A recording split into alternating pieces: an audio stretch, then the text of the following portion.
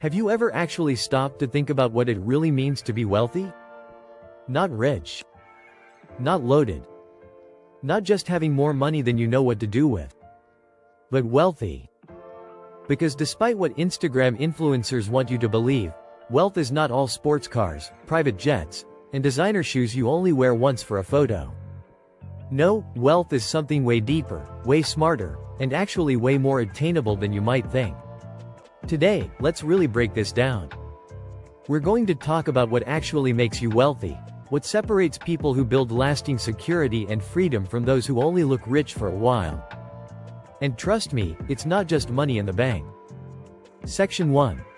Money, it's necessary but not enough. Let's start with the obvious part, money. Yes, money is part of wealth. We're not going to be unrealistic here. Money buys you food, shelter, healthcare, freedom from stress, and choices. Anyone who says, money doesn't matter, has probably never been worried about paying rent or buying groceries. But here's the catch. Money on its own doesn't make you wealthy in any meaningful sense. If it did, every lottery winner would live happily ever after. Instead, most go broke within 5 years. Why? Because they had money, but no plan. No systems. No habits. No mindset to keep it. Wealth isn't a number in a bank account. It's a system that produces security, freedom, and options over time. Section 2. Human capital, your built-in asset. The second component of real wealth is human capital. This is you. Your knowledge, your skills, your experience, your health. It's your ability to solve problems, adapt to new situations, and learn new things. If you lost every dollar you have tomorrow, would you know how to make it back? That's the test of true wealth. People with strong human capital can. They're resilient. They're valuable in any environment. Investing in yourself, your education, your health, your skills, is the highest ROI move you can make. Because you carry it everywhere. It can't be stolen or taxed away. It's portable, and it appreciates over time if you keep working on it.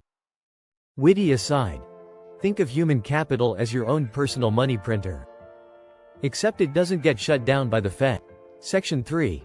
Social capital. Your network is your net worth. Now let's talk about social capital. Your network. Your relationships. Your reputation. I know, it sounds like a LinkedIn cliché. Your network is your net worth. But it's a cliché for a reason. Most opportunities don't come from sending cold resumes into the void. They come from relationships.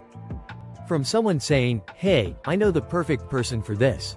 Wealthy people invest in people. They build trust. They help others without expecting anything immediately in return.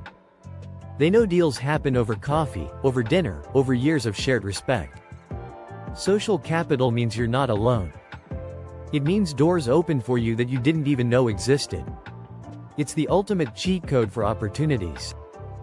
Witty aside, and no, I don't mean schmoozing like a used car salesman at every networking event. I mean genuinely investing in people so they want to see you win. Section 4. Time capital, the true luxury. Next up is time capital. This is where people really get it wrong. Time is the ultimate non-renewable resource. You can make more money. You can buy more stuff. But you can't make more time. If you have millions in the bank but zero time to enjoy your life, are you actually wealthy? Imagine two options. Option 1. You make $500,000 a year but you work 80 hours a week doing something you hate. Option 2. You make $80,000 a year but you work 20 hours a week doing something you love, with time for family, hobbies, travel, rest. Who is actually wealthier? True wealth is owning your time. It's being able to choose how you spend your days. It's freedom from being forced to trade every hour for survival. Witty aside, after all, no one says on their deathbed, man, I wish I'd spent more time stuck in traffic heading to a job I hated. Section 5. Emotional wealth. The invisible but crucial part. Now let's talk about something that doesn't get enough attention, emotional wealth. You can have money, time, friends, and skills, But if you're miserable, you're not wealthy. Emotional wealth is your ability to feel gratitude, peace, joy, contentment. It's managing stress without falling apart. It's not being owned by anger, jealousy, or anxiety. Some of the richest people in the world are emotionally broke. They're insecure. They're addicted. They're always comparing themselves, never satisfied. Meanwhile, there are people of modest means who are happy, grateful, and genuinely fulfilled. That's real wealth. It's the kind of wealth that makes everything else better. Witty aside, think of emotional wealth as the world's best inflation hedge. Because even when life gets more expensive, gratitude is always free. Section 6. Systems. Your secret to keeping it. Now here's something wealthy people know. Goals are fine, but systems are better.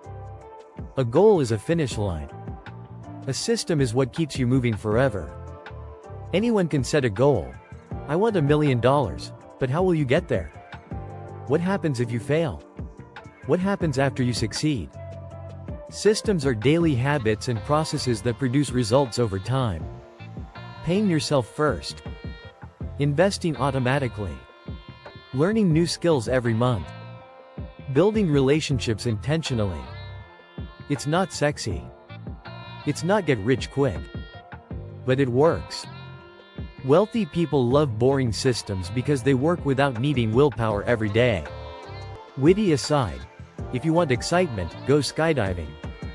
If you want wealth, set up an automatic savings transfer. Section 7. Leverage, the true multiplier. Next up, leverage.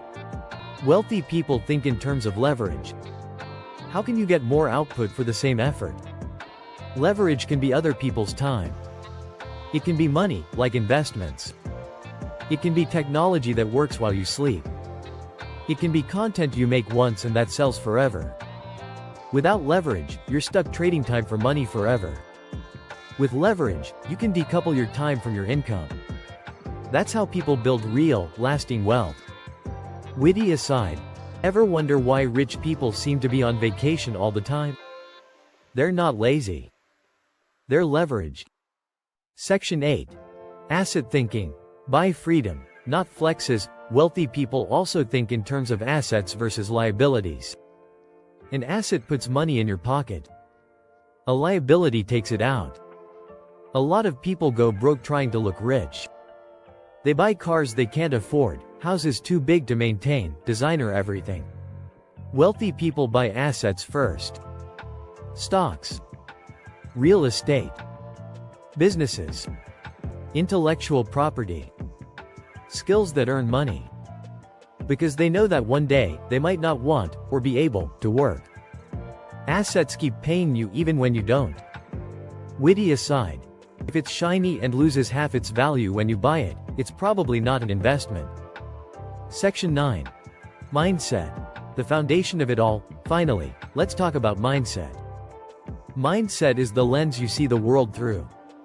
Wealthy people see money as a tool, not a master. They learn constantly. They manage risk, but they don't fear it. They think long-term. They surround themselves with other long-term thinkers. They understand the power of compounding, not just in money, but in skills, relationships, reputation. Most importantly, they take responsibility for their outcomes. They don't blame the economy, the government, or bad luck.